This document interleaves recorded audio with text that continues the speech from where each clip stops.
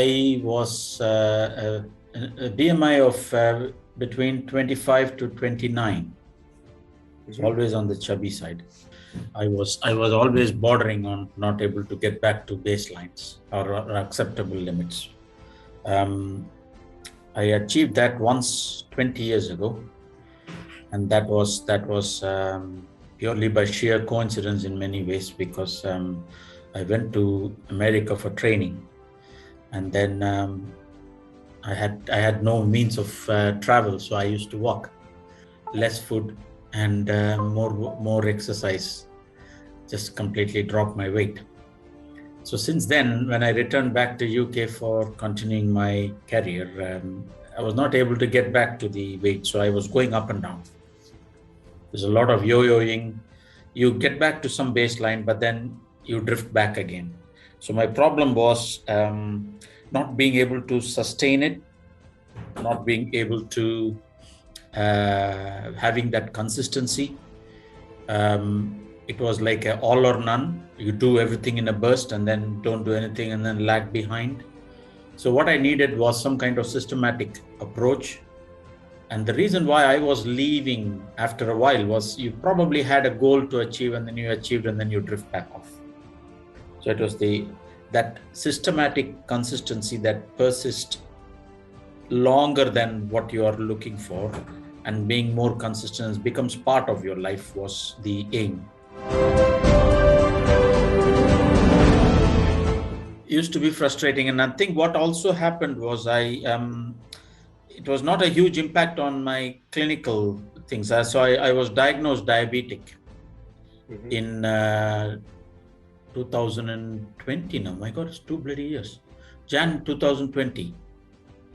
So I was always borderline, but because it stayed borderline, I didn't pay much attention to it. It'll be all right. You can always do a bit of exercise and bring it back to normal. So you get to a stage where you can control it, going past a point where it is point of no return to exercise. So when you're diagnosed to have diabetes, and it was probably self-inflicted in many ways because of all the sedentary and dietetic habits and all that. So you got to a stage where it crossed to becoming a diabetic state with medications regularly and managing it through medicines. So having seen all the complications of what diabetes can do, I think it was time for me to act. COVID didn't help in terms of the fear for restricted time in your life, and you need to get your plans right and make sure your family is safe and things like that. So the drive and the ulterior things, because it was so unpredictable working in those. So I'm in the front line dealing with patients. So you don't know. It was quite traumatic. You had some of your colleagues pass, getting infected, and it was a very rude awakening in many ways. So you had to do something to stay alive in some ways, not to get vulnerable to the infection. And diabetes and metabolic syndrome was a predisposing condition for COVID. So I had to do something, and I started doing some of it. But again, the lack of consistency was what was again hitting back and forth. So the frustrations were growing over time. So a combination of frustration with helplessness, learned helplessness, I would say. Angry sometimes, paranoid, skeptical, and I would say not confident. Not confident. I was not confident in a lot of things. That's just not in the weight management side of things. And then you are looking at, you are an extrinsically driven person. And then that's rewarding and pleasing kind of things. So you are that kind of person, always looking at the external environment to reward yourself, please yourself, and to completely turn inwardly to look at yourself in a different way, and to then start creating that change was the best in terms of what I have achieved in the last few weeks. Work, long hours, so I'm still at work. If I finish at 6:30, nobody can really come and say, you still need to do your bits to sustain it. So you feel tired, you go, you hit this, you eat, and then you go to sleep. And the next day routine is that you need to start. So you can always find those kind of work comes in the way, your travel comes in the way, your studies, your projects, your deadlines. You can find excuses, can't you? Looking back, I think I should have done it earlier. That's the only thing I would say, because it summarizes all of what I have achieved and what I needed to achieve, and the way we can make it sustainable. If we had done it earlier, maybe things would have been different. And the thing is, it's a lot of transferable tools, skills, and the qualities I have developed that has increased the self-confidence in many ways.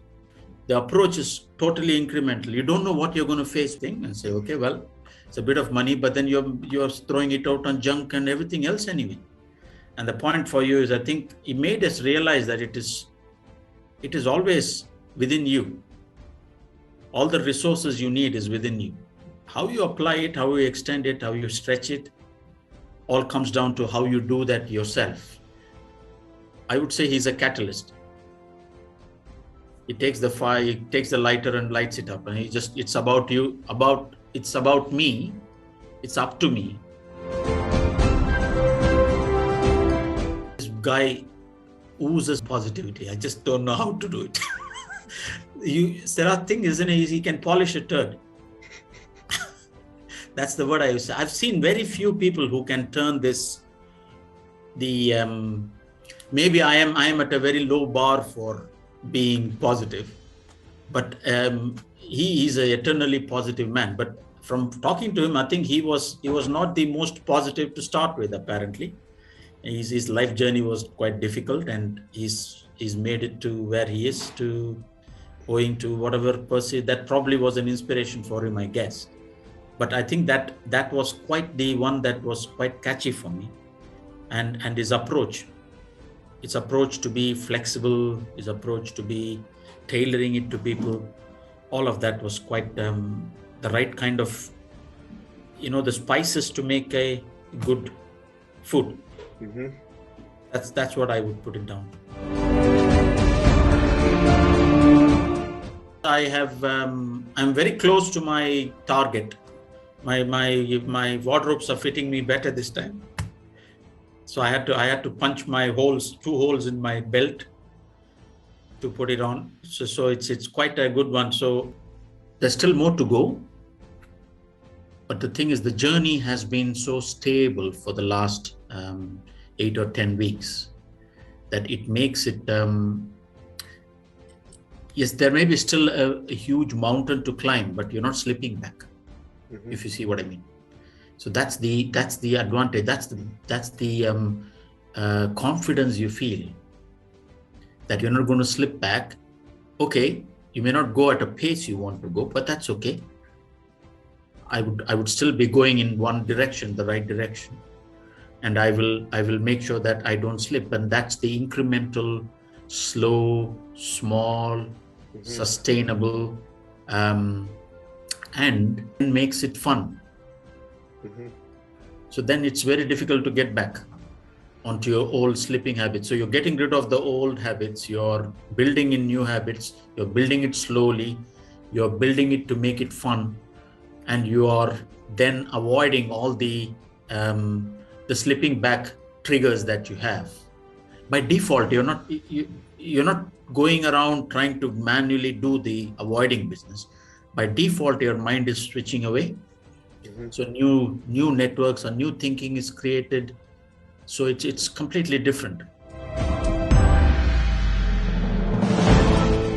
I would say it's a ripple effect, because to me, I think I will expand this to my BAME doctors in the hospital. People can join us. It's nothing to lose in many ways, but they all have a gain if at the end of it, if they stick to it. So to me, I think that's the ripple effect we are talking about, scaling up, which we can do. So he's been a catalyst again. This help is not like, go and sit with you and they encourage you to weight lift or something like that. It's about changing your perception, changing your mindset. You're not feeding a man with fish every day. You're teaching a man how to fish. That's the difference.